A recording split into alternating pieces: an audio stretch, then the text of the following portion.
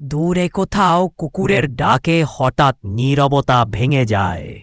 রিয়া বসে আছে তার পুরনো বাড়ির ঘরে, হাতে পুরনো একটা চিঠি। চিঠিটা তার বাবার মৃত্যুর পর আলমারির ভেতর থেকে পাওয়া। চিঠির শেষ লাইনটাতে লেখা, রাত 12টার পর পশ্চিমের দরজাটা কখনো খুলবে না, কখনো না। রিয়া ফিসফিস করে, কিন্তু দরজাটা তো বন্ধই থাকে। তাহলে ভয়টা কিসের? ঘড়ির কাঁটা 1:05। বাতাস হঠাৎ থেমে যায়। জানালার পর্দা স্থির হয়ে থাকে। ঘড়ির টিকটিক শব্দ ঘরটায় যেন প্রতিধ্বনি হয়ে বাজে। রিয়ার চোখ দরজার দিকে। পশ্চিমের পুরনো কাঠের দরজা।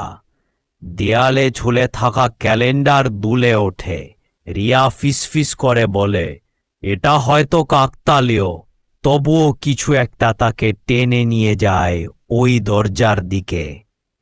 রাত 12টা ঠিক। দরজার নিচে দিয়ে হালকা বাতাস ঢোকে। সে বাতাসে যেন কারো ফিসফিস।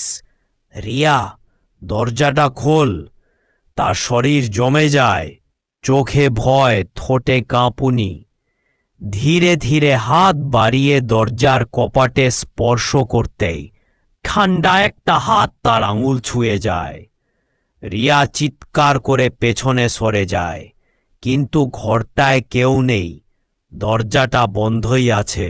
শুধু কাঠের ফাঁক দিয়ে এক ফোঁটা রক্ত গড়িয়ে মেঝেতে পড়ে। পরের দিন সকাল। গ্রামের লোকেরা রিয়ার ঘরে ঢোকে।